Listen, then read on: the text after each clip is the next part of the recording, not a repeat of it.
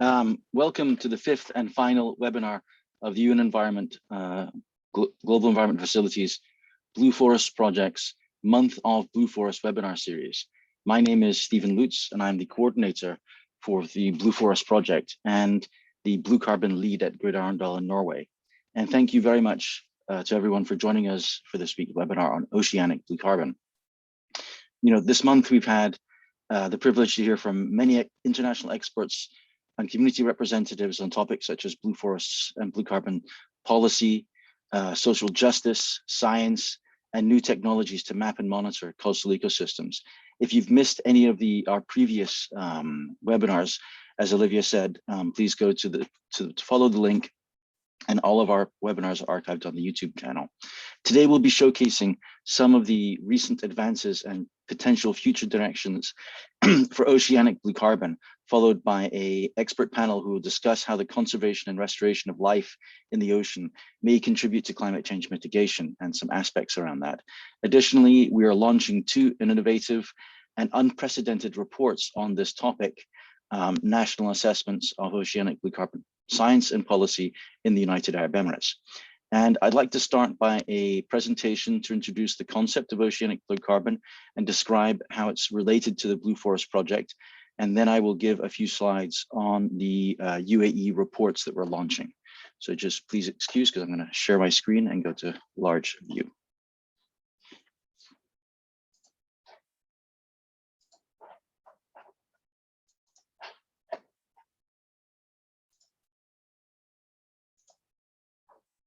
Thank you. So first off, this is a little presentation on the context of oceanic blue carbon and the Blue Forest Project. And you know, I've moderated a few of these and introduced a few of these webinars, but I haven't really talked about a bio for myself. The bio for myself will be included in throughout this presentation, as I have been involved in oceanic blue carbon going back a few years. So for a little bit of context on the Blue Forest Project. The Blue Forest Project is an initiative that we began on behalf of the United Nations Environment Programme with partners worldwide with support from the Global Environment Facility. And prior to this project, the science around coastal blue carbon and ecosystem services contained many gaps, and there were very few proof of concept or on-the-ground examples around the world where realizing carbon and other ecosystem benefits to achieve goals in conservation, sustainable management, and climate change could be exemplified. Additionally, the international community did not fully recognize the value of these systems for climate change mitigation. The Blue Forest Project has been key in overcoming these hurdles in order to effect a truly transformative global impact on coastal ecosystem management and sustainability. The end result is a project that has definitely punched way above its weight. This includes exploring the value of coastal blue carbon in the voluntary carbon market. And the Blue Forest Project is a world leader in blue carbon on the voluntary carbon market. But we also looked at carbon value in other ecosystems, including marine life, and you'll hear from I'll hear a bit more of that with our panelists today. Okay, so a little bit context on blue forests and blue carbon. For us, you know, most of blue carbon has been focused on three ecosystems, and this is mangroves, seagrasses, and saltwater marshes. Well, through the Blue Forest Project, we not only explored the value of carbon in these ecosystems, but we also looked at things such as coastal sabkha in the United Arab Emirates and algal mats in the United Arab Emirates, but also contributing to an exploration of recognition of kelp carbon in Norway as well. So we're looking at a wide range of these coastal ecosystems and their roles in climate change mitigation. But not just that, we also looked at life beyond the coasts and the potential role that marine life has in helping potentially fix carbon in the surface waters and then transport carbon down to the deep ocean waters. I'll give a little bit of context on that. Okay, so this is a slide that we put together on identifying the different mechanisms that are related to what we're calling oceanic blue carbon.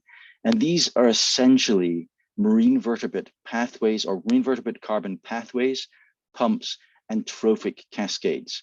So science to date on oceanic blue carbon is quite new and patchy, and there really are only a few papers that quantify these values associated with a species or a community of marine vertebrates.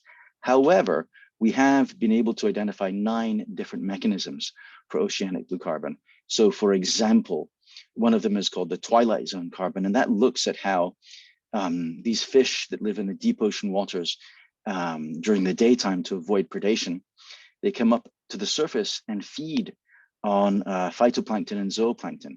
Now, when they feed on phytoplankton and zooplankton, they bring that carbon down in their bellies below the thermocline, a barrier for surface waters to deeper waters. And then they excrete that carbon-rich fecal pellets at deeper waters. And what this does is it brings carbon from the surface waters down to the deep waters. And the less carbon the more carbon we can take away from the surface waters means that potentially the ocean can uptake more carbon in the surface waters, okay?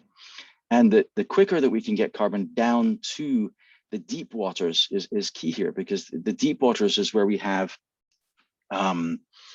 if you can get carbon in deep waters, like let's say around about 1,000 meters, it's typically stored for hundreds to thousands of years. But if you get carbon down to the deep ocean floor, you can store it from thousands to millennia. And this is far greater than timescales associated with terrestrial forests and even coastal carbon sinks, or most coastal blue carbon ecosystems. So frankly, if we want to look at all options to address climate change and mitigate for the impacts of climate change, I think oceanic blue carbon is one that should be explored. And so there's sort of oceanic blue carbon question that we're sort of been exploring for quite a few years is, what is the biological carbon sequestration value of a living ocean versus a depleted one? Another key question is, what is its total significance? Is it actually significant to climate change for our planet? And do we have the ability to value it, account for it, and harness it? So it's not just understanding this value, but we must be able to measure it so that we can say that our interventions, such as marine conservation, are going to have an impact. So building on the example of coastal blue carbon, which has now been advanced since 2009, I think there are many pathways in policy that exist to harness the value of oceanic blue carbon. And I'll just quote Ronnie Jameau, who's the permanent representative to the United Nations and ambassador for climate change for the Republic of Seychelles. And this quote comes from the UNFCCC conference, or the International Climate Change Conference in Bonn, Germany, in November 2017. And I quote Ronnie: "Fish carbon is an opportunity for small island developing states to get the oceans in their nationally determined contributions to the Paris Agreement." And however, you'll be hearing from our president a little bit more on this when I talk about the UAE reports and obviously our panel discussion. But I'd like to showcase one of our products from the Blue Forest Project. Through the Blue Forest Project, we've been developing guidance on the application of blue carbon technologies and methods through one of our key deliverables, and that is the Blue Forest Global Solutions website. And this is a toolkit or a portal that we launched just last month as an early access version. And the tools, training, capacity building that are needed to achieve blue forests or blue carbon solutions are included in this website through a series of questions and answers. Now, the website obviously mostly focuses on coastal blue carbon because that's where we have our most sort of interventions and policy focus. But we do have oceanic blue carbon there as well. And essentially through this website, we want to demystify blue carbon and allow for others to harness these ecosystem benefits and options for sustainable management of coastal and marine ecosystems. And to explore on this website right now, to explore a little bit about oceanic blue carbon, you can just navigate to the ecosystems tab on the home page, okay, where the red arrow is. And you'll be sent to the methodologies and approaches page. And then if you scroll down, you can get to the question that we have right now is, what is oceanic blue carbon? Now, in the later version, we're probably going to have a whole web page on oceanic blue carbon. But you can scroll there, and then you can click on learn more, and you'll go to our resources. Okay, so some of the resources that we have that we're going to be linking to, and these are also products that have partly been supported through the Global Environment Facilities Blue Forest Project and with funding from the Norwegian government. So for example, you have our Oceanic blue carbon story map. And if you remember that infographic I shared about all the different mechanisms, well, you can go onto this website and see exactly the science behind each one of these mechanisms and a more detailed description, okay?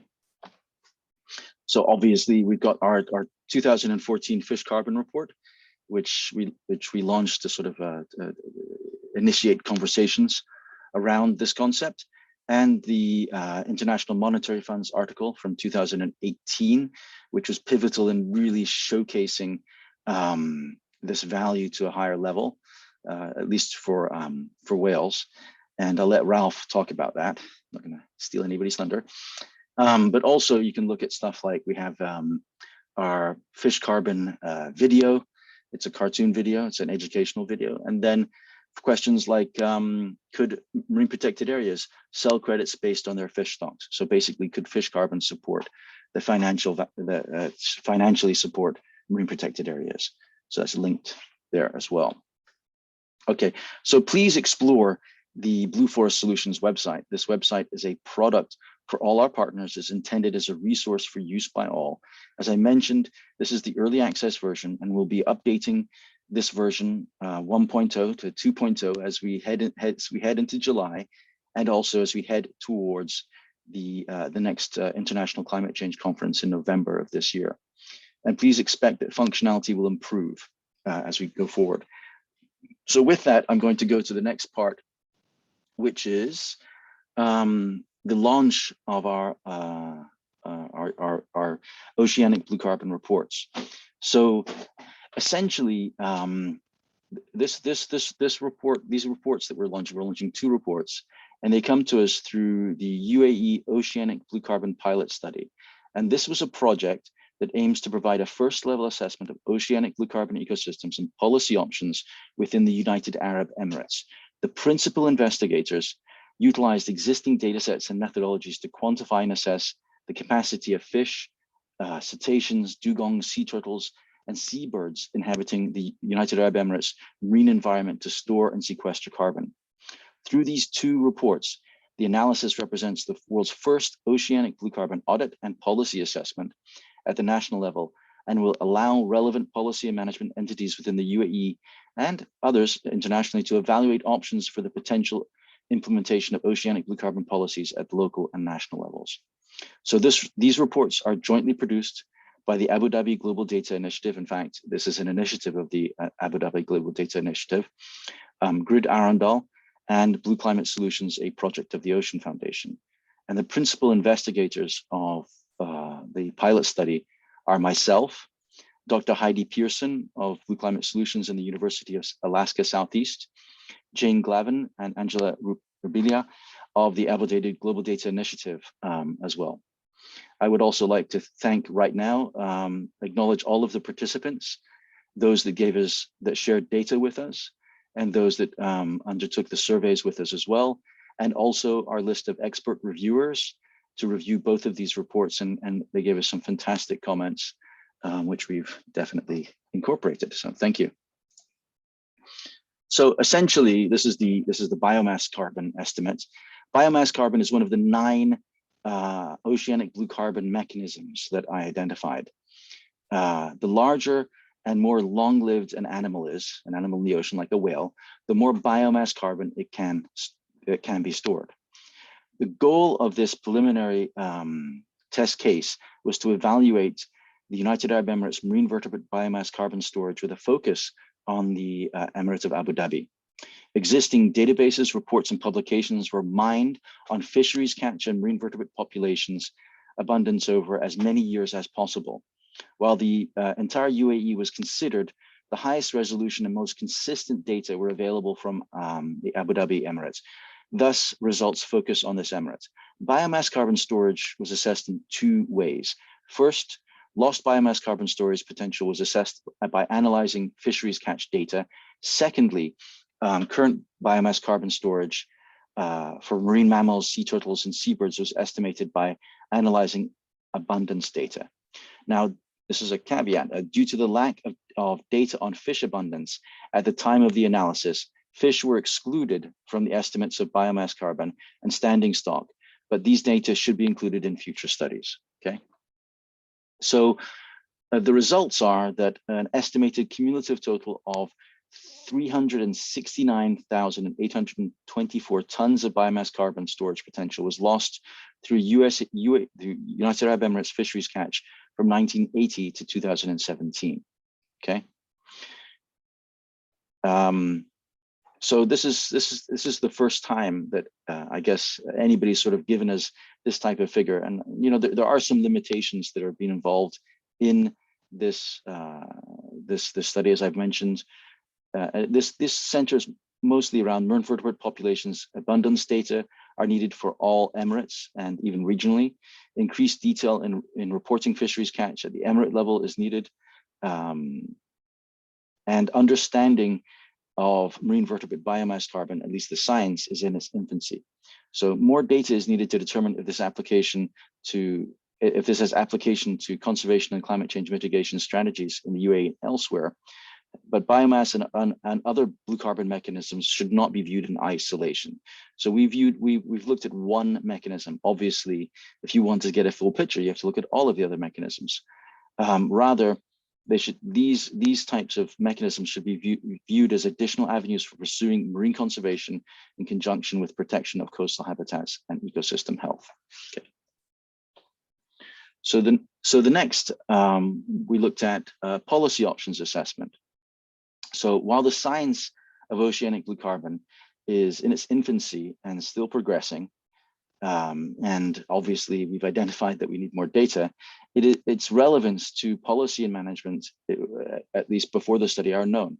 Within this concept, a pilot study was conducted to help us understand the potential policy options in addressing global climate change mitigation and in supporting fisheries and marine policy via recognition of this value. So this report represents the results of a survey of 28 coastal and marine environmental stakeholders to assess knowledge, attitudes, perception of the concept of oceanic blue carbon and its relevance to policy. And sort of the key sort of question of the survey was, is the value of oceanic blue carbon relevant to the policies and the sustainable management of coastal and marine environmental resources and actions to address the global climate challenge? Okay, so why is something, why would we do something like this? What's the survey rationale? Well, for one, is that if you understand stakeholder attitudes and perceptions towards policies, you can gain key insights in how to best advance those policies, and then those policies become more sustainable. Secondly, in defining the potential for coastal and marine ecosystems to be included in climate change mitigation policy, some in the international community, or at least the international community related to coastal blue carbon, indicate that it is not possible to manage marine fauna for climate change mitigation purposes. I would say that these results would counter that indication. The recognition of the roles that natural ecosystems can play in climate change mitigation and adaptation are also often referred to as nature-based solutions under the Paris Agreement, and countries can include the conservation and restoration of nature as a climate change solutions. So like I said previously, you know, if we want to address climate change, we've got to look at all the tools in the toolbox, not just one or two. And we found that up to 158 countries contain coastal and oceanic blue carbon ecosystem resources, thereby recognizing and including the value of oceanic blue carbon in policy and management may help countries achieve their commitments to address climate change. And then thirdly, I'll put a quote, it's about related to sustainable fisheries management. So to quote the Environment Agency Abu Dhabi, 30% is the international sustainable fisheries management threshold below which these fish stocks, are considered to be overexploited, yet in the UAE, best available information infers that the relative adult stock size of these fish species are considered to be around 10% of their unexploited state.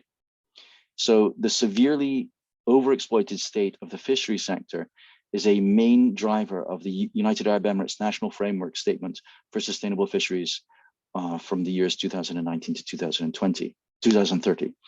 Recognizing the roles that marine life play in carbon cycle can potentially provide additional incentives to policies that sustainably manage fisheries, resources, and marine mammals. So for a little context, we also traced the history of oceanic blue carbon policy. And I'd like to start first with the way to the far to the left of this graph, with the resolution from the UNFCCC, which recognized sinks and reservoirs of greenhouse gases in oceans as well as coastal and marine ecosystems. So back in 1992, we're saying, yeah, oceans matter. I don't think it was a recognition of marine life. It was to say there was a recognition of oceans.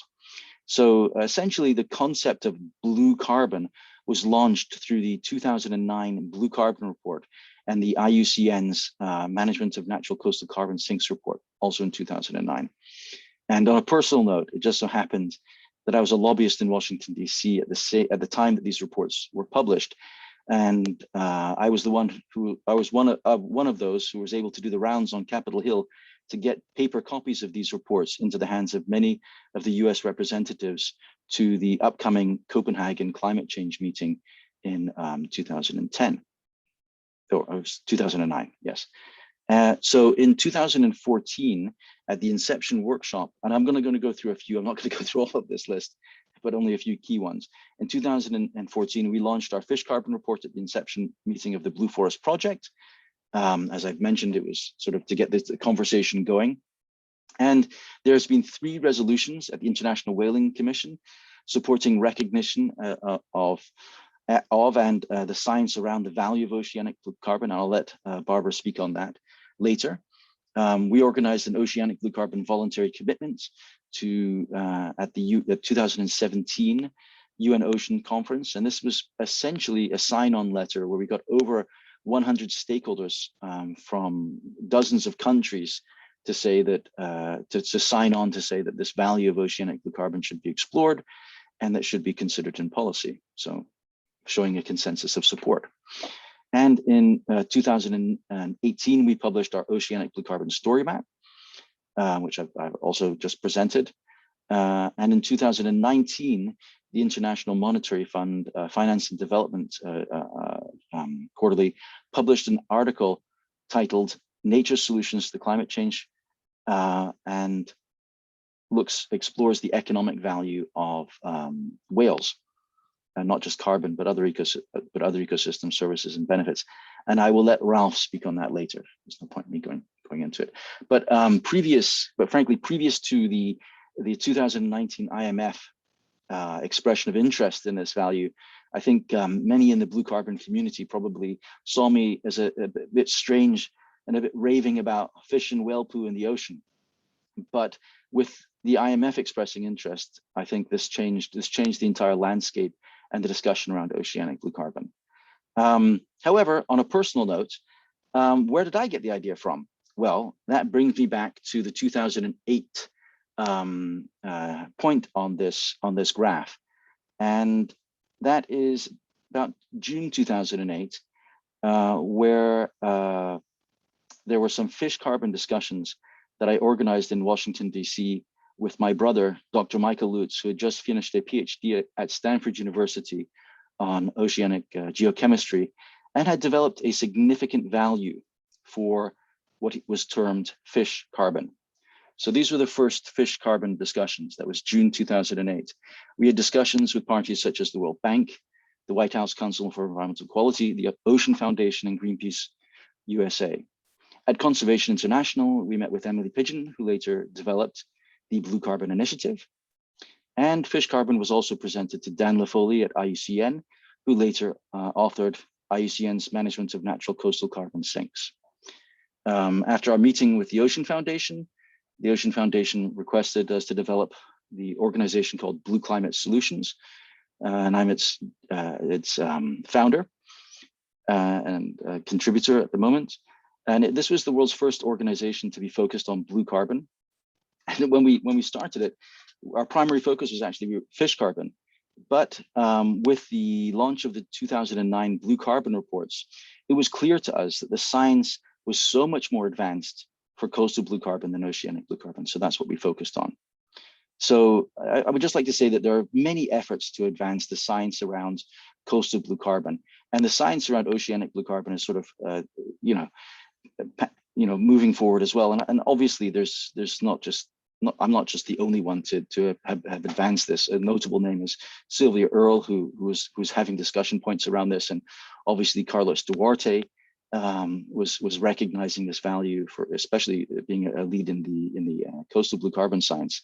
However, and like I said, I think it's inevitable that the trajectory, there are so many different streams going towards developing coastal blue carbon. However, I believe with this, I can lay claim to at least being the world's first blue carbon lobbyist in the policy sense. And so this brings us to the sort of, hold on a second, am I missing a slide? No. Okay, so it brings us to the testing the policies research question. And we had a number of themes. I'm only going to go through a couple here because I'm running out of time. Basically, the identification of views on the potential importance of oceanic blue carbon to marine and climate policies. So understanding perceptions and attitudes and potential options, okay? And we looked at, through our survey, we developed a survey instrument with 48 questions related to 5 themes.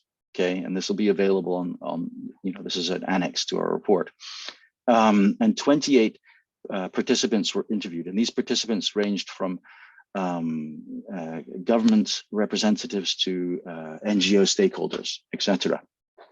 And I would say, yes, okay, 28, it's a limited number, but you've got to start someplace.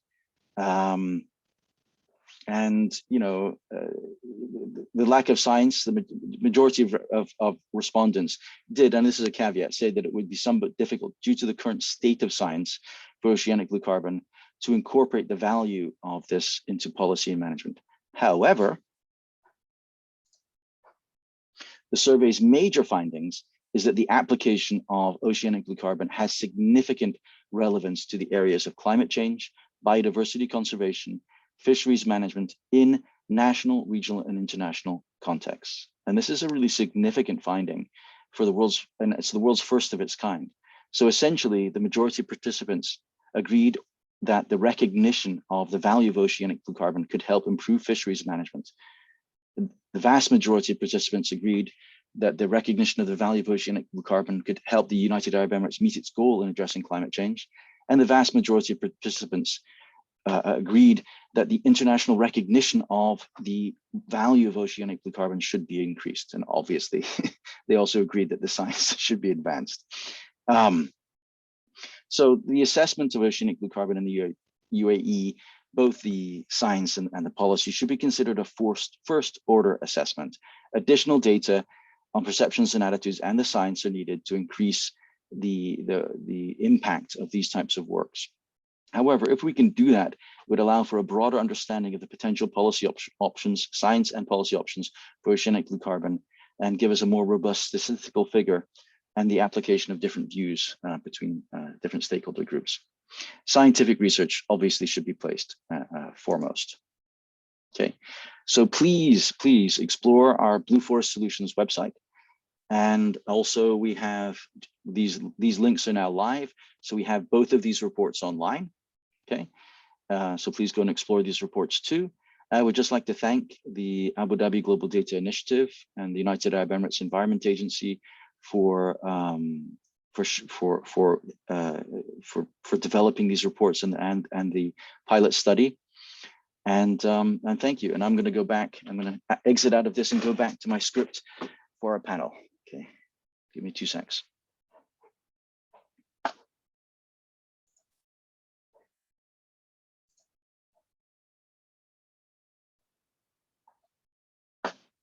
Okay, so I'd like to start by introducing our panelists who are joining us for an exciting discussion on the role of oceanic blue carbon with international climate change policy and conservation efforts.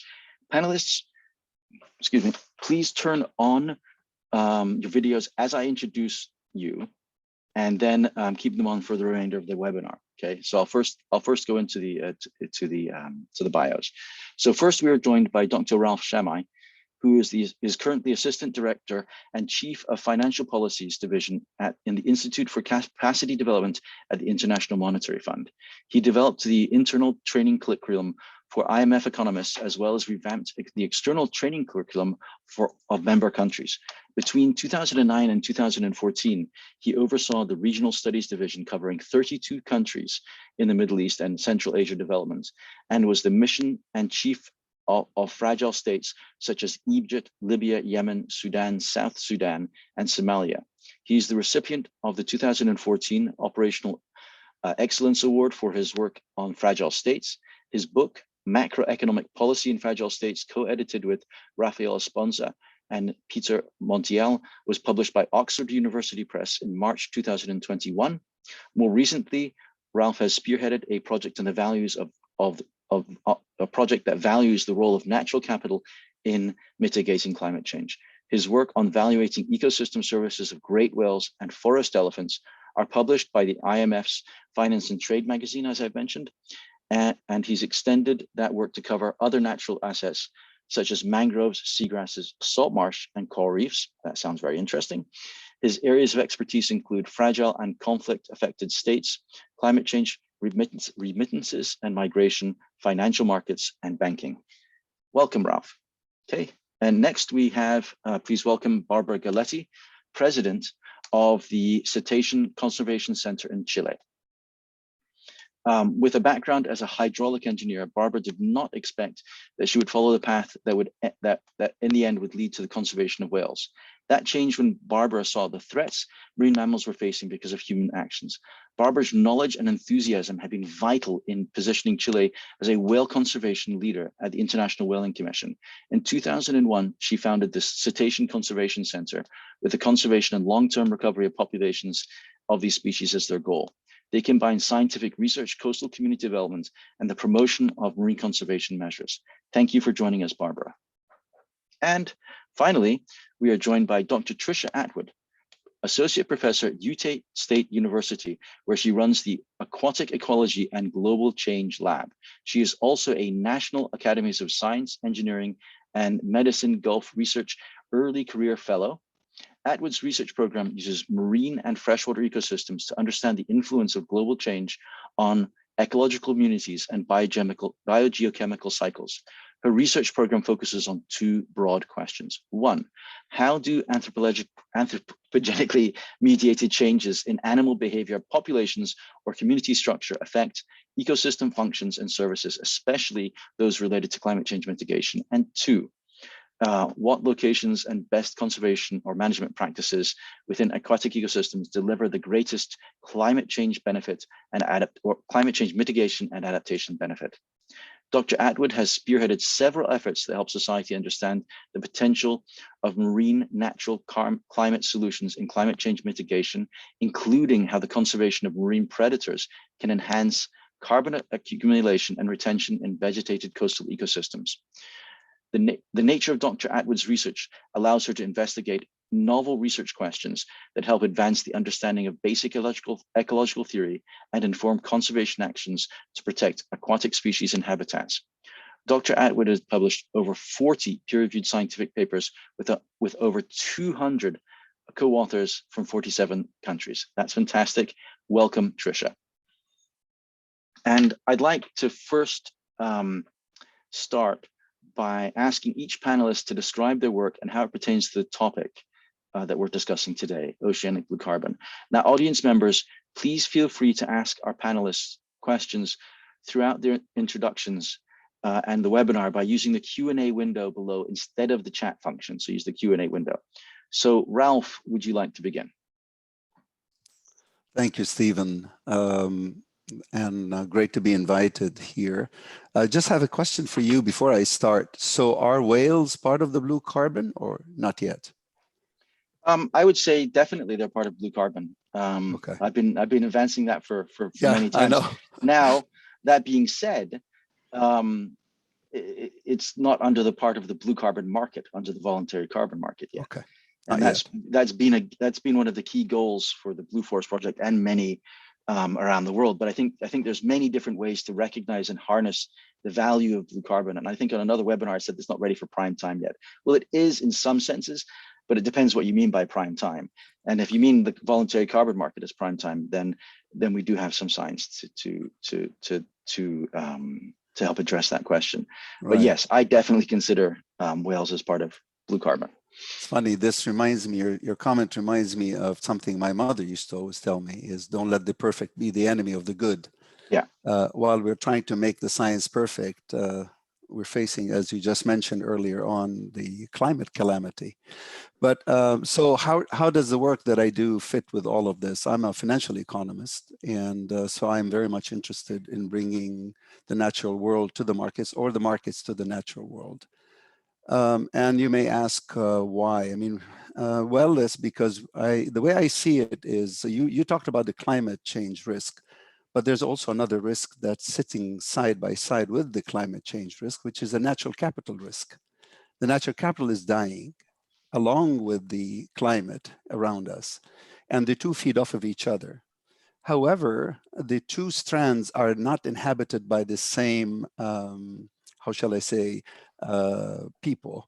The people that are very much into the world of climate change are really where you find the politicians. The rest of us are sitting in the natural capital world. And if you just take a look at what President Biden just said a few weeks ago, he said, well, the US is going to go half its carbon commitment by half it by 2030. And somebody said, well, with how? He said, with technology that has yet to be developed. Really? Do you really have 9 years to develop that technology? So, and even if you go and do that and the obsession with the carbon, this is really an obsession right now, because it's also the bigger issue, which is biodiversity. But let's stick with the carbon right now as a sufficient statistic for why we're all, how to fight the climate change. And the reason it's carbon, because carbon is their market, it exists, and we have prices. May not be perfect, there are all kinds of issues, but at least you can measure it. Biodiversity, there's a lot of talk. I don't see anything. I'm on a number of panels, we're talking about biodiversity, this, biodiversity, that. They can't even define what it is, can't define if it's an input or if it's an output, and time is running out. So we have two risks. If you just think of the climate risk and you don't recognize the natural capital risk, I have something to sell you. You can talk about carbon offsets, and I can come up with a high-tech solution for you that will grab your carbon from the atmosphere. At least I can propose that to you, will help you offset or reduce your carbon. But notice, if you were to go down that road, you do not stop the risk of extinction that the natural capital is facing. And just let me give you an example. Suppose I am Microsoft and I want to offset my carbon footprint, okay? And I want to purchase 100 tons of carbon dioxide in negative from the atmosphere to offset or to achieve my commitments. Then somebody can come along and say, well, I have the technology to suck up that carbon dioxide from the air, pump it back into the ground. And Microsoft pays that entity the money and they offset. Does that stop the elephants from dying? Does that stop the whales from dying? Does that stop the million species that are on the face of extinction? The answer is no. So what's happening here is you have two things that are coming together. And if you do lose the natural capital, you're going to lose the climate because the two are related. So my strategy for focusing on the valuation of the whales, this was just as an example, because I wanted to inject in urgency into saving the natural capital by linking it to what we're focused on right now, which is the carbon market. But when you recognize what we did for the whale, I was really pricing biodiversity, because the whale is a keystone species and it's able to capture carbon, as you very nicely showed in your earlier slides, not only through the carbon on its body, but through its interaction with the krill and the phytoplankton. So really, in a sense, when you're paying the whale for its services, which I calculated to be whatever, 2 million, 3 million, whatever it is, you are actually paying the keystone species on which everything else depends. So in a sense, you are really pricing indirectly biodiversity. Now, should the krill sue the whales and say, well, the 2 million part of it goes to me and the phyto? That's for another discussion. But that's the importance of valuing the whales for me. We did it with respect to carbon, we did it with respect to the impact on fish stocks, and we did it with respect to whale tourism.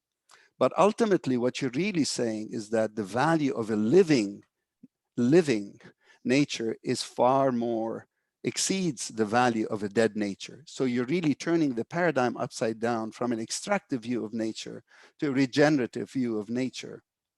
And by doing so, as an economist, and I suspect my thesis advisor is on this call, so he's watching me very carefully, I discovered something by mistake. I had to go up and visit him. I'm not kidding you guys. He's on this call. He's listening to me. I had to go up and spend 8 hours wasting his time asking him, what is this an externality? Is this a missing market? What is this? How can something that be so valuable has a price of 0? How can it be? Everything you taught me was, if something is valuable, it has to have a positive price. How can a living whale that is so valuable to the economy? I'm not talking about intrinsic value here. Intrinsic value, it's priceless. I'm talking about services to the economy, be so valuable, yet have a price of 0. I did the same thing for the elephants and all these other species. So the idea is that what's missing here is a recognition. We need to recognize that those creatures are just like the mangrove, seagrass, salt marshes, trees. They have value to the society. Assign that value. Once you recognize their role, once you assign their value, no matter how imperfect it is, then the markets will come in, because then you are defining an asset. Then the markets know what to do. They come and they start creating services around that asset. But by doing so, notice what you've done. You've actually created an economy around a living nature, around investing in nature. You're taking Microsoft from a purchaser of negative carbon to being an investor in taking an equity stake, to use the language of my profession, taking an equity stake in nature by looking after the elephants, because the whales in this case can only do their job if they are alive and free and frolicking. They can, capture the carbon. Microsoft can offset its carbon, can claim that it's helping to save the whales. The money can go to the local communities. You've got the inclusion angle there. And then you're really talking about sustainable prosperity, sustainable and shared prosperity that is by its DNA, nature friendly. I'll stop here. Okay, thank you very much. And we'll get into the discussion. I've got a few points to follow up with you on. Barbara, you're up next. Would you please like to introduce your work to us? Thank you, Steven, and all the organizers for your invitation to participate in this important webinar. And congratulations on the work conducted on blue carbon to address important issues such as climate change. So many years moving this wheel to be here today. So it's great to see you be in this webinar with Steven and Ralph, who kindly participate in a series of virtual meetings we conducted last March regarding the International Whaling Commission after COVID-19. And it's also great to meet and share this webinar with Tricia for the first time. Before 2016, when the International Whaling Commission adopted the resolution, the importance of the role of whales in the functioning of the ecosystem was still highly unknown. It was on 2010 when the first scientific papers regarding the role of cetacean for the carbon sequestration and storage appears. But it was until 2015 that we learned that this scientific information could move into the blue carbon strategy when my partner Elsa Cabrera, who received the Distinguished Service Award from the Society for Conservation Biology in France, met Steven.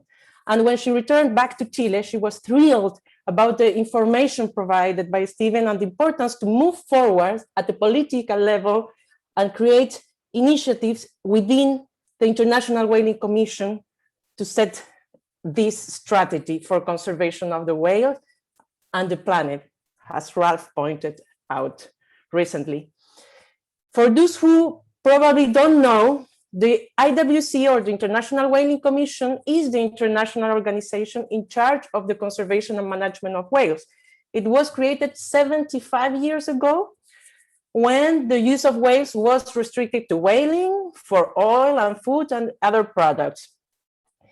The convention has two primary purposes: the management of whaling and the conservation of whale populations for future generations. However, during the first 4 decades, the Commission failed in both, and almost all whale species and populations were driven to the extinction. In 1972, the situation of the whale population was so bad, and very many populations already near the extinction, and at least commercially extinct, and there was consecutive moratoriums to the different species. The United Nations Conference on the Human Environment, or the Stockholm Conference, called the IWC to adopt a global moratorium on commercial whaling. This is in 1972, but we all know that the adoption of urgent multilateral measures takes time, like the climate change. We have many years already knowing the problems, and we still don't get the solution right. And the IWC, it's a very important example because they did the right thing. And although in 1972, the UN and the Stockholm Conference called the IWC to adopt the global moratorium, it was 10 years after when the Commission actually adopted the moratorium, and it was implemented in 1986. But this is the only conservation measure that effectively conserve the whales and allow them to start recovering. And this is an example for any other international agreement, because in my knowledge, there is no other agreement that has put a moratorium or a stop so strongly that really make the difference. The catalyst for adopting this moratorium was the Save the Whale movement around the world. And this was because whales were monsters, considered like monsters before by literature and poets. But then Dr. Roger Payne discovered that the whales sing, and this make more closely related the people with the whales, and the Save the Whale movement started. Their vocalization became a symbol for the urgent need to save them. And 30 years after, this is the most important success, and it has allowed to multi-billion-dollar alternative such as whale watching of non-lethal use and the non-lethal research that in turn it is allowing us to track and understand the role of cetacean in the ecosystem functioning. And this is very important because we are now going into a new step.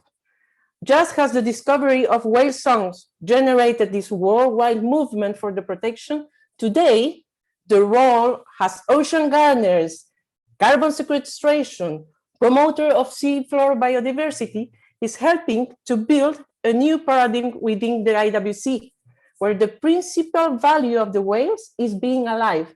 As Ralph pointed out, we need to look at nature as value of being alive, not taking it out. And that's very important because this shift began in 2016, just very recently, when the government of Chile became interested in leading a proposal that was adopted by the IWC to include the role of cetacean in the ecosystem functioning in the decision-making process of the Commission.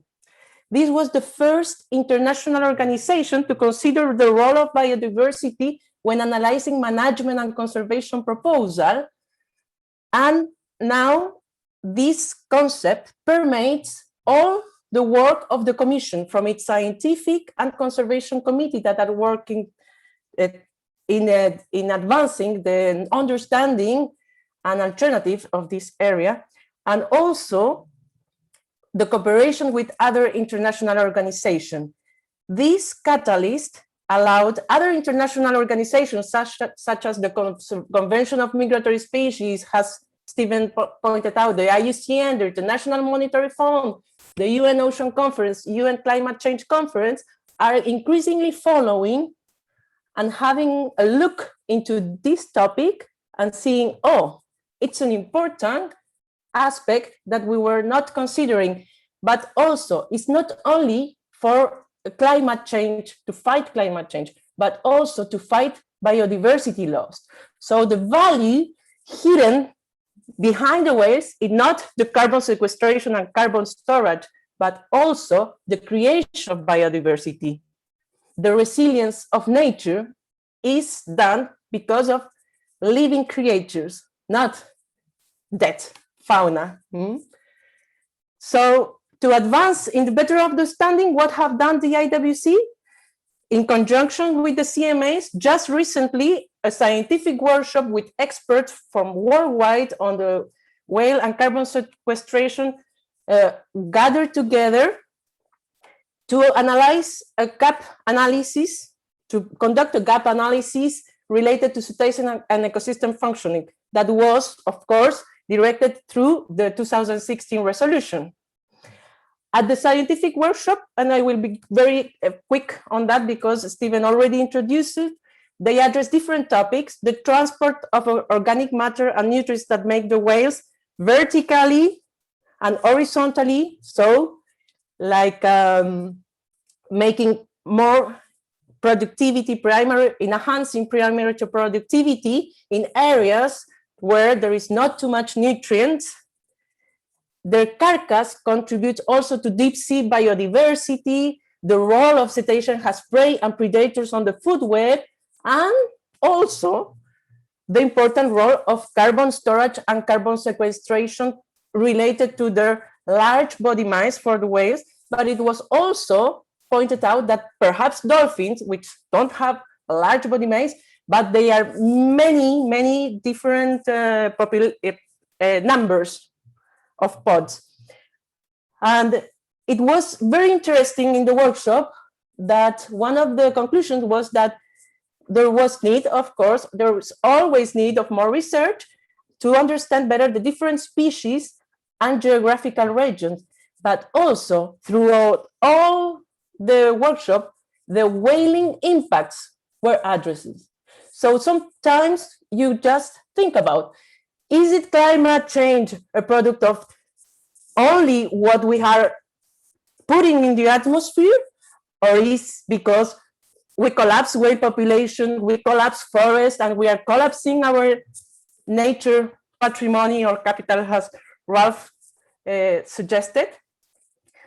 And this is the first workshop of a series of workshops that the IWC is planning, not only scientific, but at the Conservation Committee, they also requested to evaluate the extent of the social and economic value to better understand and embed it not only in the work of the IWC, but also in the country's strategy for whale cetacean conservation. And now, ecosystem functioning and the role of cetacean and the contribution of cetacean is increasingly being placed at the core of the IWC discussion, particularly with the current problems, economical, social, and environmental problems that are even getting bigger with the pandemic. And just to close my presentation, I would like to add that just as whales were driven to the brink of extinction 30 years ago, today is humanity and the life of the whole planet that is in peril.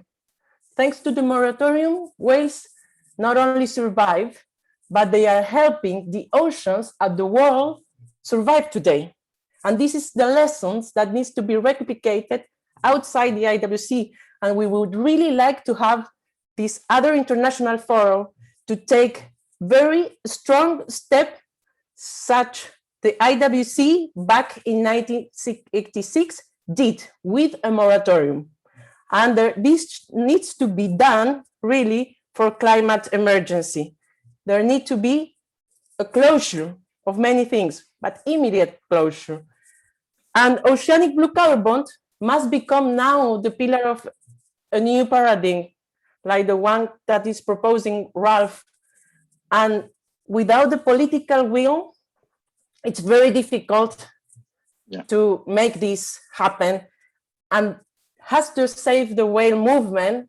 We believe that the oceanic blue carbon now can be the driving force behind this movement to fight not only climate change, but also biodiversity loss.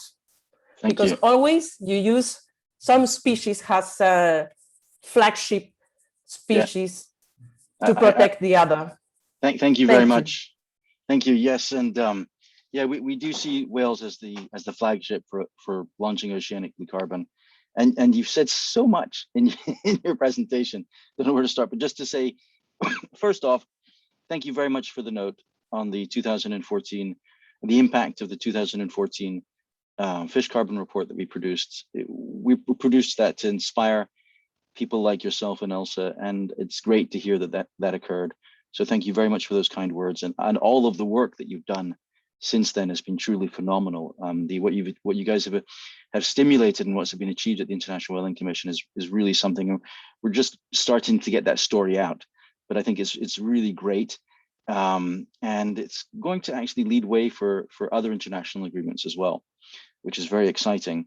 Yes, this value sort of potentially puts an end to what we call the tragedy of the commons, whereby everything in the ocean is just seen as a free resource to take, and there's no value in keeping stuff in the ocean. So that's very exciting. But let me just move on, and we'll save some more comments for the discussion. And finally, Tricia, would you like to introduce us to your work, please? Yes.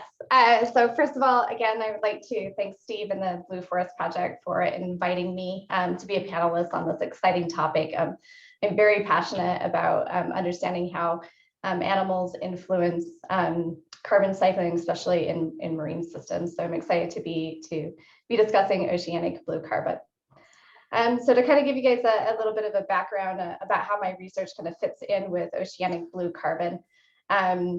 I kind of got started in this idea that animals have this large effect on carbon cycling when I was trying to figure out what I was going to do for my PhD. I came across a study that was done by a prominent aquatic ecologist, Daniel Schindler, who created this study in the 90s, actually. And so this kind of gives us an idea that limnologists were almost thinking about this before marine biologists were. And in this study, Schindler and his colleagues had altered the food webs of several lakes in North America. In some of those lakes, they added predatory fish. And then in other lakes, they kept those predatory fish out. And then when Schindler and his colleagues measured the CO2 emissions of these lakes, they found something very intriguing, was that the presence of predators influenced whether or not those lakes acted as a significant source of CO2 or a sink for CO2. And so that paper was really remarkable because, at least to me, because the science traditionally had thought about the relationship between animal communities and climate change as being unidirectional, where changes to environmental conditions, such as increasing temperatures, leads to invasions, extinctions, and shifts in dominant animal communities. However, Schindler's pioneering work suggested that this relationship was not unidirectional, but in fact, it's multidirectional. Yes, climate change can and is influencing animal communities, but also animal communities can influence carbon cycling with the potential for both positive and negative feedbacks. And however, when I kind of first started getting into this work, I found that many scientists and even to this day are arguing that because animals represent less than 1% of the living carbon on Earth, there is little chance that they can amass effects large enough to have a significant impact on carbon accumulation or retention, let alone would we be able to ever put these into carbon markets. And that argument that animals play an insignificant role in carbon cycling, again, is still perpetuated to this day in much of our science. For example, Earth system models, which we use to predict carbon climate cycling feedbacks, completely ignores animals. They're not included in those models at all. And if animals do truly significantly affect carbon cycling, and hopefully today we will convince everybody that they do, then ignoring them undermines the utility of those models to predict carbon processes accurately into the future. And so our science is already wrong by not having animals as part of that big picture of carbon cycling. As a result, myself and many others and many of the people even on this panel have spent large proportions of our careers trying to document the effects of animals on carbon cycling in different systems and relaying that information to scientists, the public, and to policymakers. And so very early in my career, I focused largely on the impacts of predators and how via trophic cascades, they can alter carbon cycling. And our studies found that a diversity of native marine predators, including highly persecuted species such as tiger sharks, can influence things like carbon accumulation and retention in marine ecosystems. And what made those results more significant was that we found kind of an overall positive effect of native predators on carbon uptake and storage, and that was consistent across kelp forests, seagrass meadows, salt marshes, coral reefs, and to some extent even in mangroves. So the findings that top predators such as sharks have this potential to aid in climate mitigation has really helped stoke the debate over the ecosystem level consequences of predator loss in many of these marine systems, and especially in areas where we are actively removing predators through things like shark culls. So for example, during the September 2015 Shark Summit in Sydney, Australia, many Australian newspapers, as well as tons of other news outlets, including The Guardian, National Geographic, and even Surf magazine, used findings that the marine predators can aid in long-term carbon storage to help the public understand that there can be potential adverse effects of removing sharks from coastal waters. So it's not always a win. And that oftentimes these measures prove to be ineffective for reducing things like shark attacks anyways. So our initial focus on top predators largely kind of stemmed from this colloquial view in conservation science that predators are the trophic group that's most at risk of extinction. But that science is actually pretty weak out there.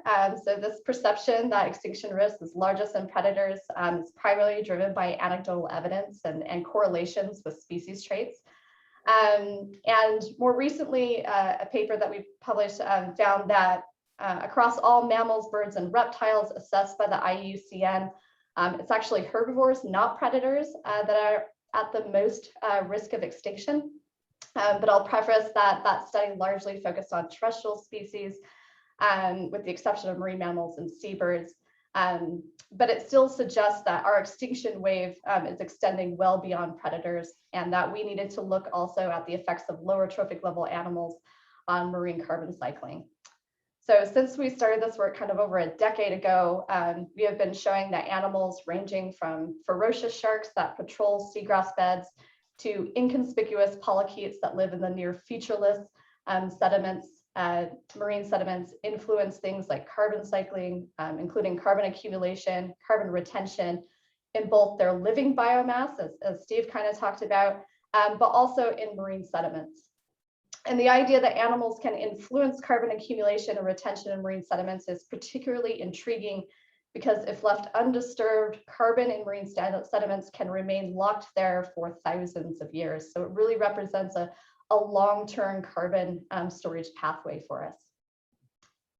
In addition to documenting the effects of many different animals on marine carbon cycling, we've also found that the pathways by which animals influence carbon cycling in marine systems is basically as diverse as the animals themselves. Some animals might stimulate primary production through fecal deposition, such as whales. Others oxygenate and mix marine sediments, dictating carbon processing rates and whether and how much sediments emit either CO2 or methane. And yet still others, like sea urchins, can consume vast meadows of carbon accumulating seagrass, turning them to barren sediments that are largely devoid of the ability to sequester carbon at all. So now that we've kind of documented the patterns of animal effects in many marine systems and kind of showed that the animals can create these significant effects, we're now really challenged with the idea of providing a mechanistic understanding of how different animal groups alter different carbon processes.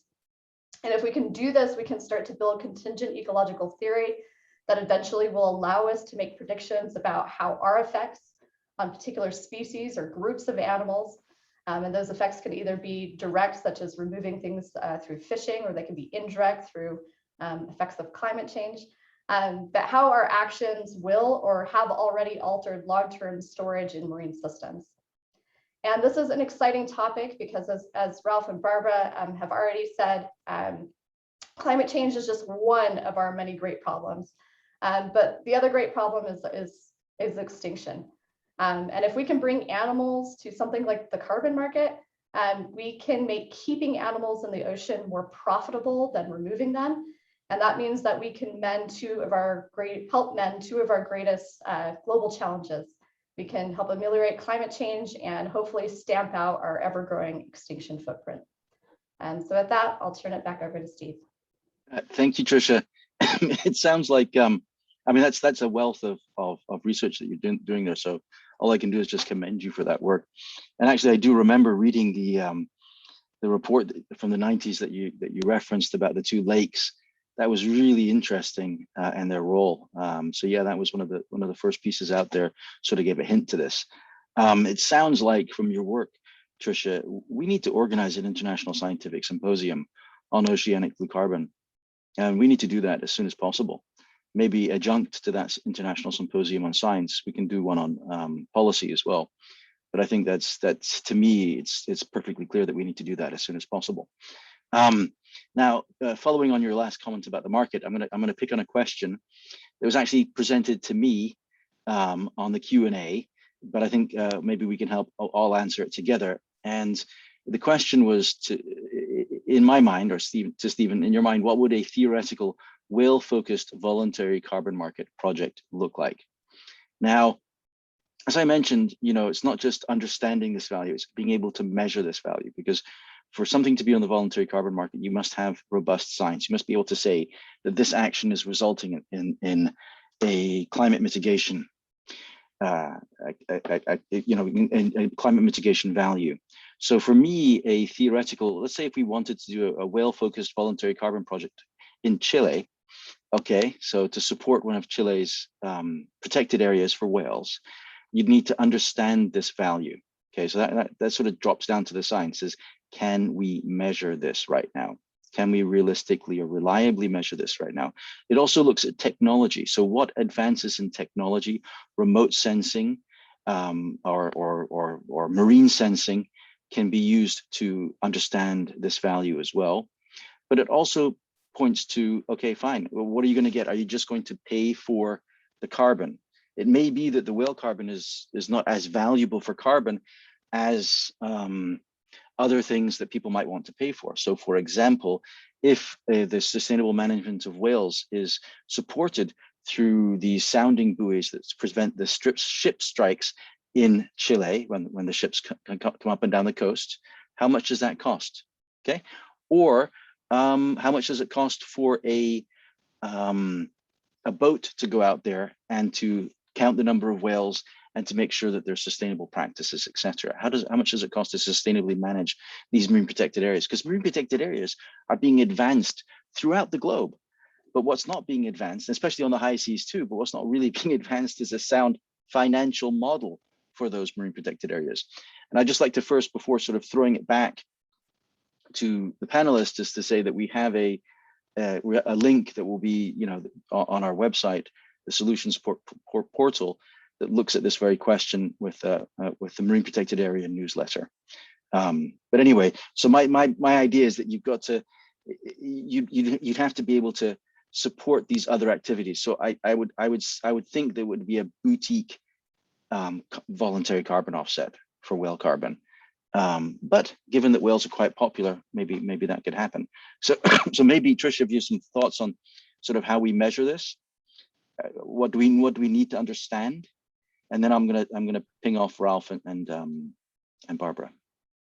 Yeah. So I mean, this question can kind of be broken down into kind of the two ways again that animals can kind of contribute, two broad ways in which they can kind of contribute to carbon processes and carbon storage. And And one of those, which is just through their living biomass, right? So if you're a biogeochemist, you might think of animals as kind of a blob of carbon. With this, this is actually the easier thing to do than some of the indirect interactions like through trophic cascades and stuff like that. But for this, we basically need two pieces of information. We need a biomass estimate for the organisms and a carbon concentration. And we have some rough numbers on carbon concentrations for kind of mammals and some fish and stuff like that. And where we're kind of lacking is perhaps maybe in the biomass estimates and stuff. And for some species, we have this down pretty okay. We have starting numbers. We have numbers that are certainly used to, determine how much fish we're going to remove and stuff like that. So we have stock estimates that are oftentimes for fisheries produced by biomass as opposed to abundance. And so that's great. We can multiply carbon concentrations by those biomass, and that gives us a carbon stock for those fisheries. Things become a little bit harder when we kind of move out of economically important organisms. So Baran kind of came out with this paper that discusses, the carbon stocks in living organisms across both marine and terrestrial habitats. So they kind of gave marine animals this 1.4 gigatons of carbon. But when you look a little bit deeper at that report, you realize that they're missing an extremely important group of animals, which is echinoderms. They're not in there at all. And that's a pretty large group. So that 1.4 is certainly an underestimate. And that kind of leads on to the idea that we don't have a good biomass estimate for some of these smaller species, such as echinoderms and definitely kind of in the invertebrates, unless they're an economically important invertebrate. So I suspect that we have some numbers on king crab and things like that. But so we really need to kind of bolster these biomass estimates. We can use the ones that we have to start understanding, how much carbon is out there, and there's already been some estimates. Where the trouble starts to come in is these secondary or knock-on effects, which is how vertebrates or animals might affect carbon cycling through food web linkages, so either trophic cascades that might alter sequestration and storage in plants. And then things get even more complicated when we get to these smaller organisms such as polychaetes, which can have huge influences on carbon cycling in marine sediments because they mix and oxygenate the soils. And with that, we're gonna, as I was kind of talking about, we need to come up with some consensus where we can start building this contingent theory where we can start to say these groups of animals have this type of effect. This is the distribution of these animals. This is their biomass. And this is the effect size that we would expect them to have on these carbon processes. And so we still have a lot of work to do in terms of their indirect effects, and that might be some of their largest effects on carbon cycling. But I think we're definitely in the realms of being able to give good numbers on biomass and carbon stocks through biomass. Good. Thank you very much. It sounds like that could be a topic of this international symposium. Ralph, following up on the sort of MPA and something from a financial point of view, what do you think the main challenges are with sort of analyzing the finances or the how to generate revenue from something like whale carbon? Well, first of all, I fully agree with what Barbara and Trisha said. I mean, I was about to clap for both. Certainly, Steven and I have many conversations together, so I clapped for him before. But I fully agree with this. And there's a very nice comment by Professor Ali Khan. He's a Hustler Professor of Economics at Johns Hopkins in the chat, which I just wanted to acknowledge and say, come back to it because it's quite a profound statement that he's making. And I wanted to acknowledge that I fully agree with him. On the financial side, let me explain something. I'm a financial economist. I know the markets. I come from the markets into economics.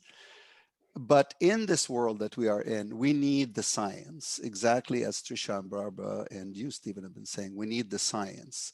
When I do the valuation, By the way, I do have a physics hat to wear if I want to. This is my first degree, but I hide it pretty well. And I try to just say I'm an economist here. We need the science. And once you have the science, then you can do the valuation. But the science has to be vetted. This is an answer to Professor Ali Khan, who's saying, who certifies the certifier? Who's watching the watch person? Well, we hang our hat on that these papers are published in peer-reviewed journals. After all, that's, we got to start somewhere, and presumably when your own society is saying, okay, this is good work, we can start there. And of course, you can have others come in and vet the work as you're doing it. But let's assume we have that down. The next thing that you're asking me is you do the valuation. This is what I've always been saying, but the valuation, and this is not enough. For example, just let me give you a concrete example.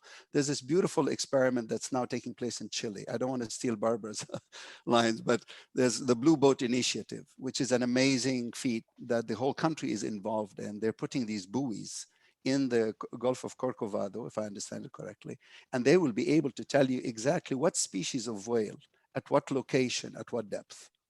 Okay, so that's right. So now you have that, and let's say we've looked at Joe Roman's work of 2014 and beyond, and before that Andy Pershing, Lavery, and all this. They have their tables. I know them by heart.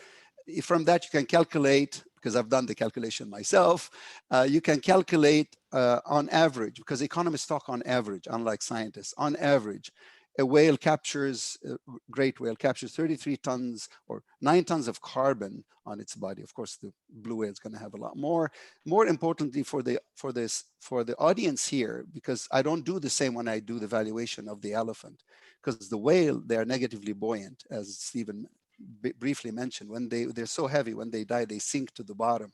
That's what keeps them from interacting with the atmosphere, becoming CO2. You can't say that when the elephants die, because they die on top, and then there's an interaction. So we don't, when I do the work on the elephants, I do not calculate. I have that number, but I don't use it for valuing the services, carbon services of an elephant, unlike a whale.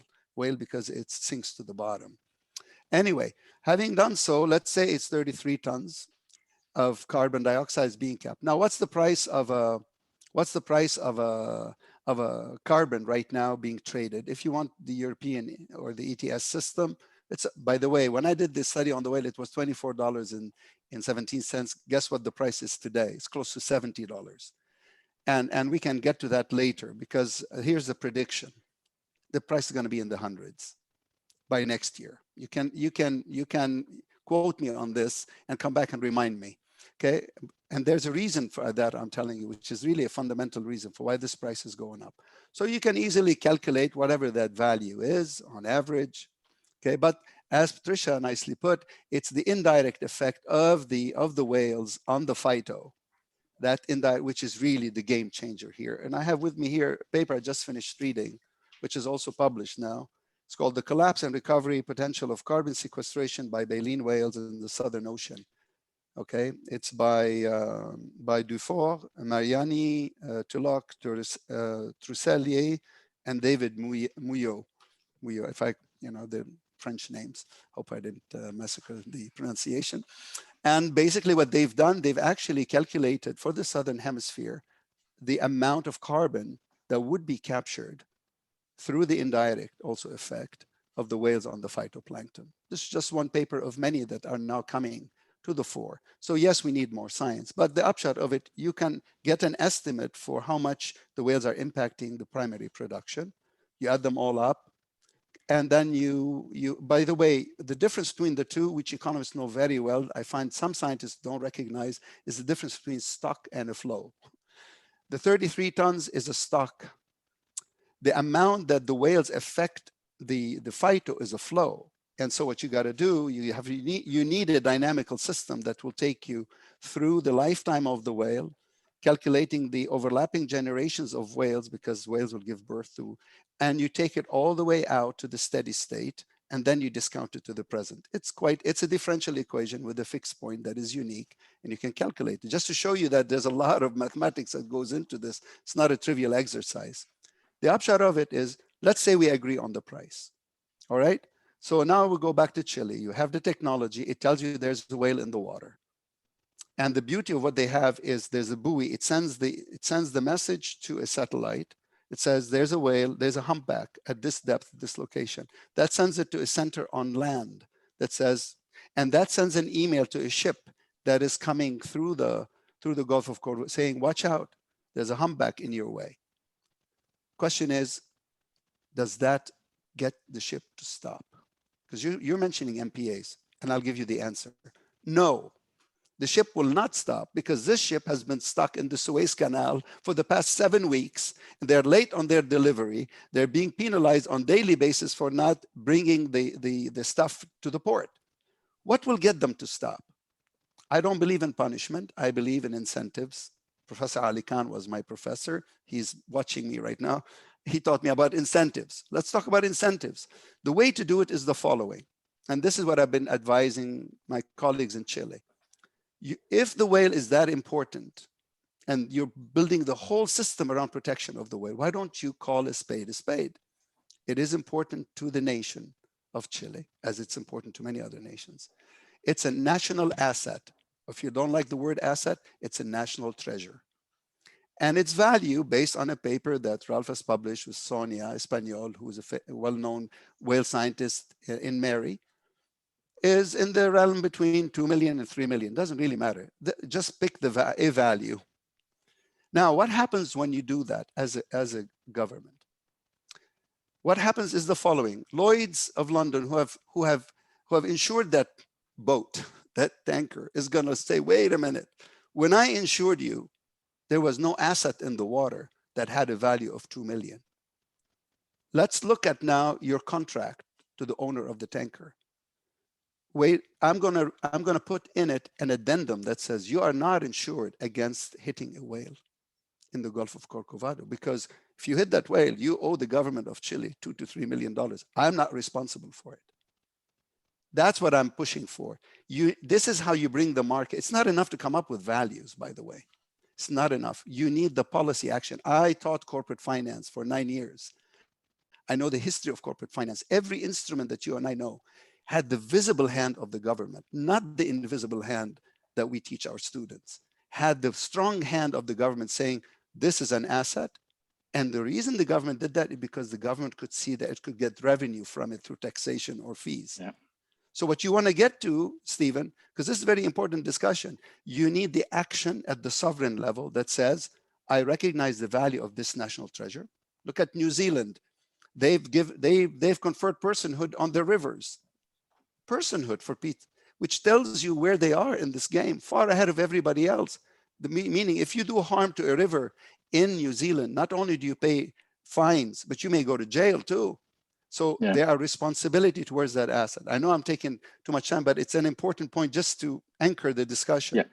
If you recognize it, then what happens is the markets take you seriously, because the markets say, wait a minute, this is an asset.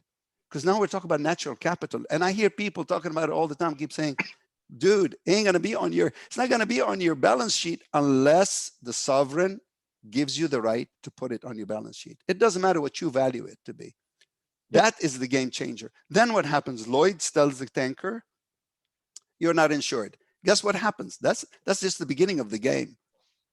Then smart people come around, high-tech people say, wait a minute, what if I put something on your ship that detects where the whales are? That's called innovation, market innovation. And then the insurance company says, if you put that radar, whatever, on your ship, I will insure you at a premium. Because why do we have alarm systems on our cars? Same reason, same to be insured. It's the same. So what I'm really describing to you is the markets come around, you get a reaction from the innovation side, the technology, and the game starts going. You bring the insurance companies in, you bring everybody in. You bring the business world, you bring the partnerships with the public and the private, and you start to build an economy around the rejuvenation of nature. Stop here. Thank you. And just to let you know, and I hope our panelists can stay on for an extra 10 minutes. If you can't, no worries, but we've got, Olivia's given us extra 10 minutes for discussion. So I'd just like to say, thanks, Ralph. Yes, the finance is key here, and it's key to how we view the conservation of anything terrestrial and marine resources. Typically, you know, the ministries that deal with conservation in developing countries are the least funded. So when you can have that discussion about money behind conservation like this, resulting from conservation, it is a complete potential game changer. And that's where we want to go, is a game changer in the management of these resources, especially in developing countries where there's really not a lot of resources to do that. And especially with small and developing states. I mean, look at small and developing states, tiny countries, large ocean areas. Well, now what? Guess what? Those large ocean areas are actually large carbon sequestration areas. Changes the game, doesn't it? Barbara, I'm going to get to you. Sorry, but could you? We had the question on the sort of voluntary carbon market, but I was thinking maybe if you could just give us a little bit of a background and description of the Blue Boat Initiative and your role on that.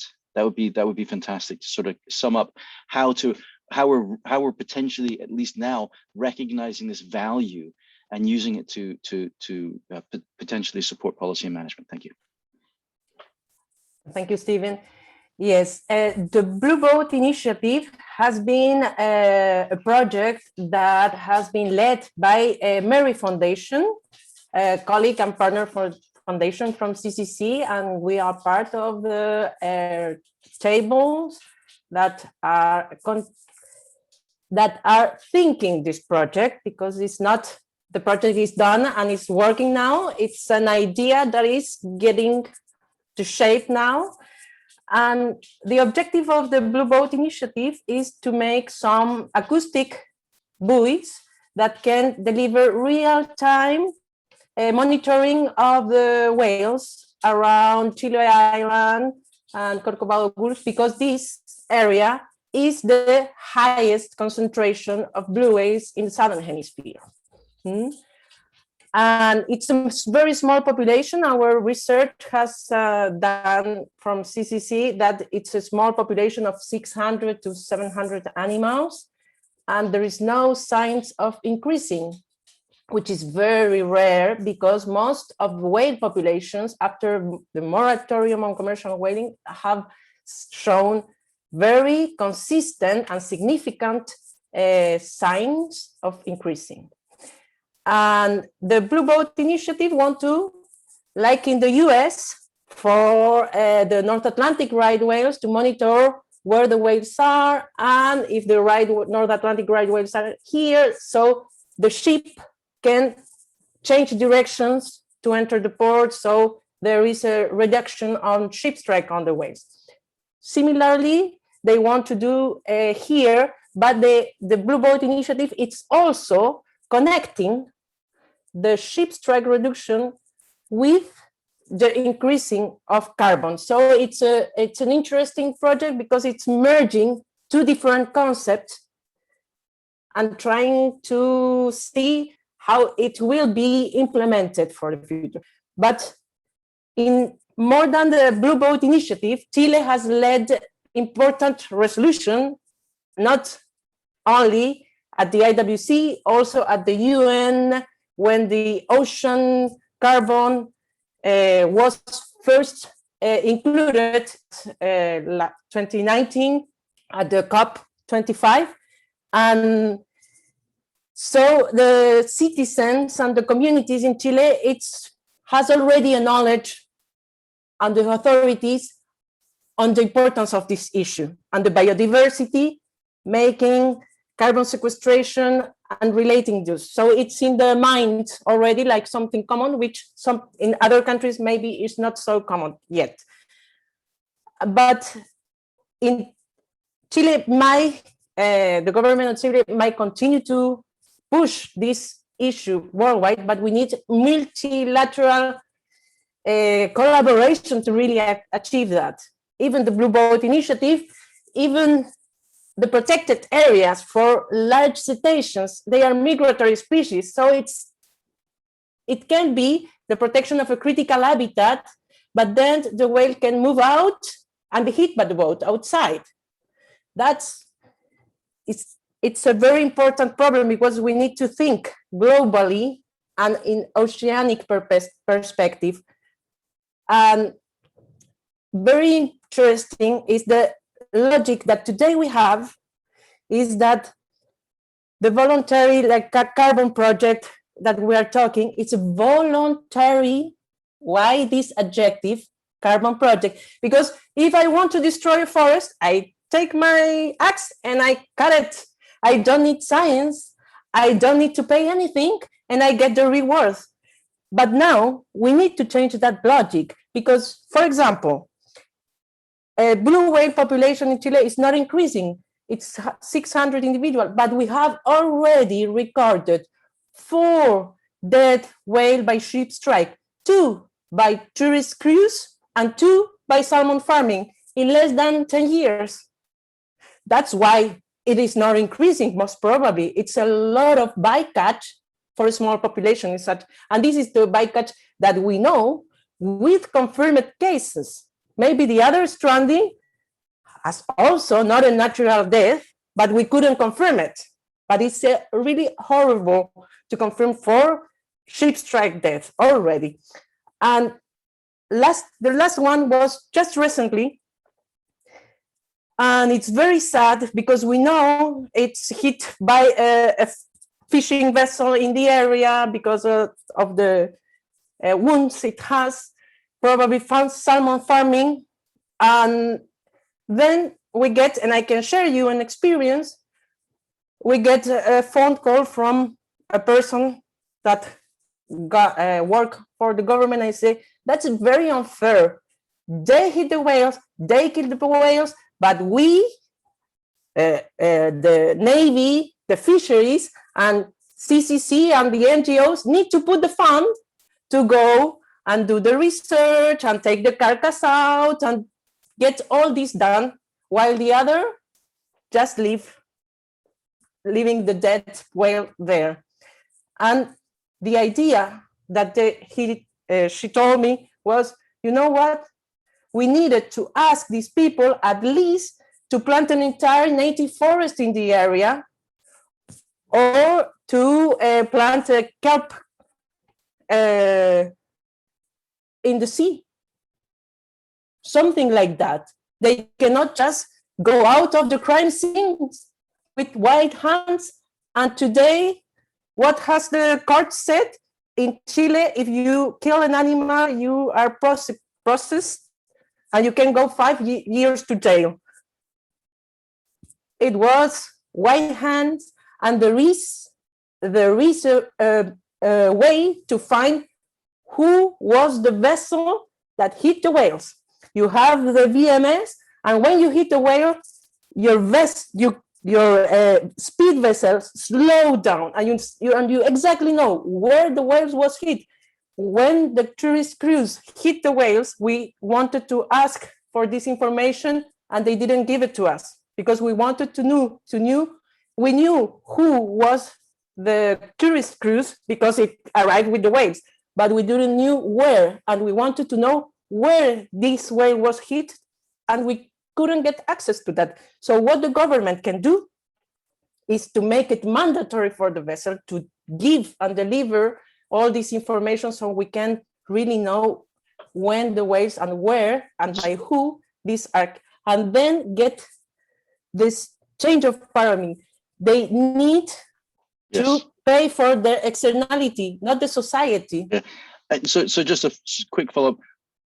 What is the time progression for when you expect this type of policy to move forward? Are we looking at this could potentially be implemented next year, or how long do you think it's going to take? If you don't have an answer, that's fine. We can, you don't have to make you don't have to promise something that you can't deliver. And then if you just answer that quickly, then I can go on to something else. Thank you. Yes.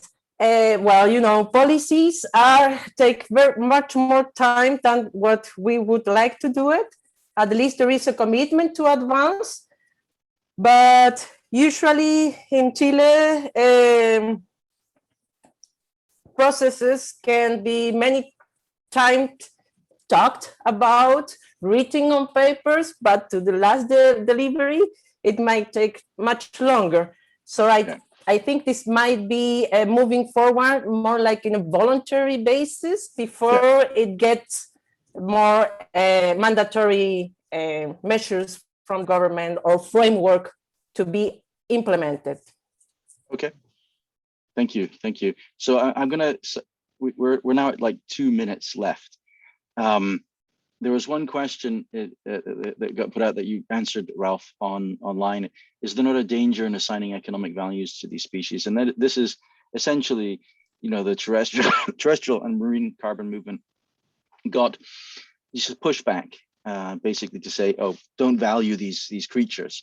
May I respond? Sure. Just be quick, because I've got to. Yeah, it's very quick. Look, I work for the IMF. I don't work for free. I provide service and they pay me a salary.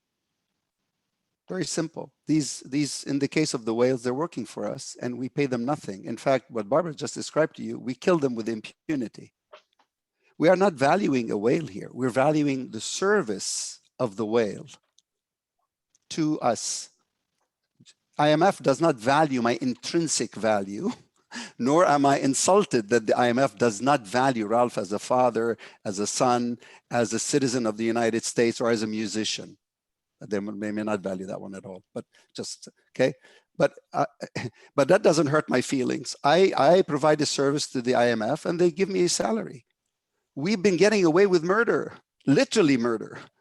We have these species working for us and we take them for granted. We kill them with impunity and we think we can get away with it. That takes me to the fundamental point that was raised by Professor Ali Khan, which is, you know, where do we start this narrative? Is nature there to service us, or are we there to service nature? Or are we're there to coexist in a nice equilibrium? Let me put it this way. Let me go philosophical on you. It took a very long time to get Earth to a situation biochemical where life started to take shape. What we did as humans, we played around with that chemistry. We took the carbon that was in the ground and pumped it up into the air. Yeah. So we disturbed the equilibrium, and everything we are trying to do right now, hopefully, and into the future, is to restore some aspect of that equilibrium back. We're not doing anything that is, you know, there's no free disposal literally here in the system itself.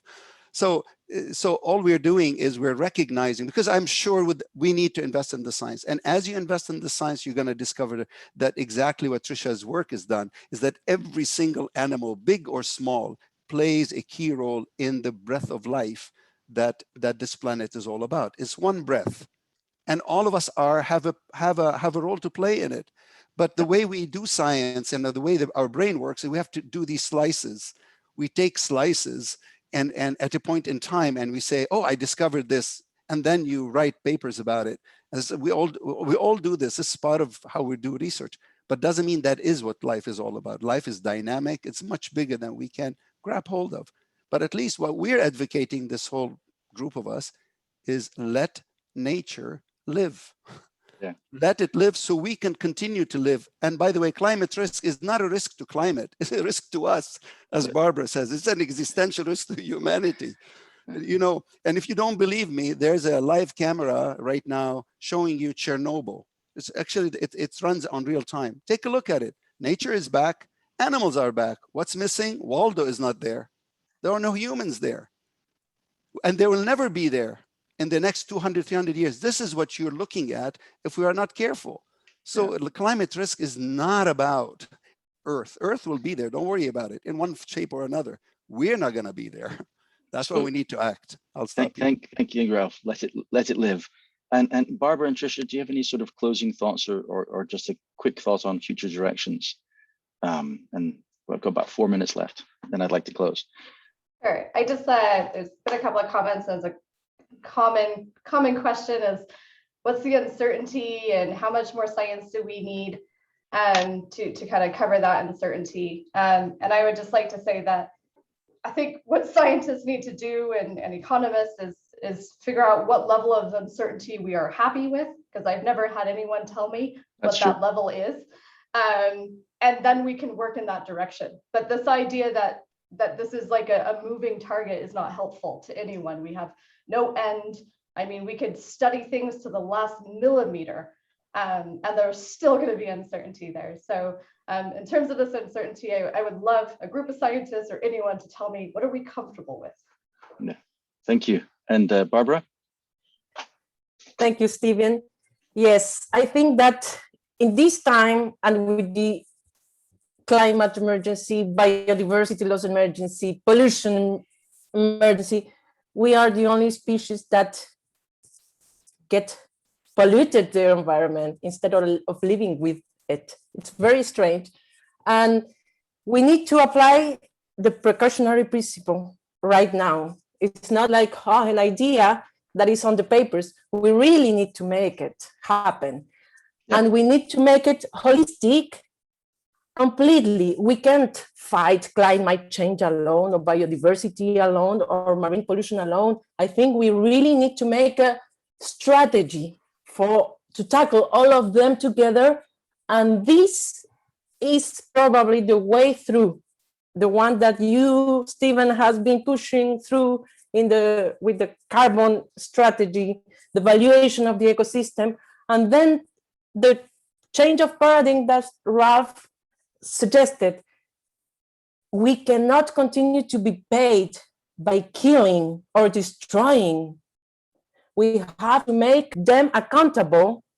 So what if we ask them to pay? So whaling would be ended immediately everywhere, because it won't be economically sustainable to earn $40,000 and then you have to pay 1,960,000 for the damage it causes to the rest of the humanity. If we include the externality and the cost in the equation, then it will be sustainable. And only activities that are socially and environmentally sustainable will last. And I think it would be simple if we change this way to think. I think we're headed there. I would just like to, I'm going to I can't do a recap, we're running out of time, but I think the recap is actually, we're running out of time because there's so much to talk about here, and there's so much innovation. I see this subject as a new horizon in marine science and a new horizon in conservation.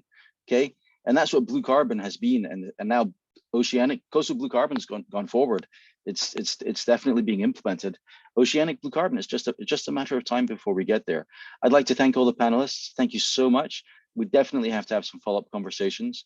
This has been a really robust meeting. We need to meet in person, hopefully after COVID, and have these focus group discussions on our topics. This is extremely inspiring.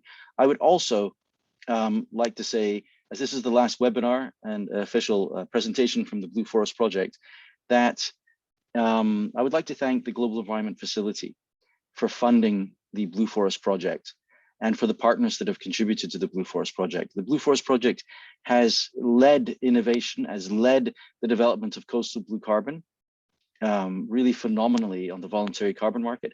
And obviously, as you can see today, it has contributed, even though it's just a little part of the project, it's contributed significantly to advancing the discussions around oceanic blue carbon.